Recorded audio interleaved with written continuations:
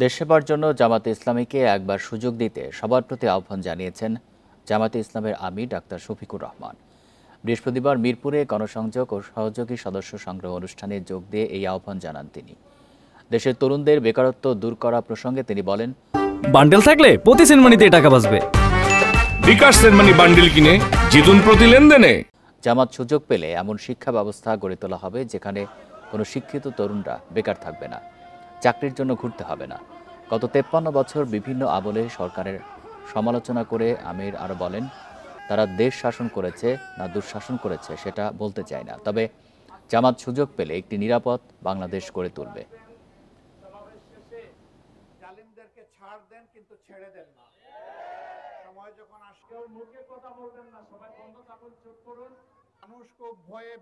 তিপ্পান্ন বছর যারা বিভিন্নভাবে দেশ শাসন করেছেন তাদের যা দেওয়ার তারা দিয়েছেন।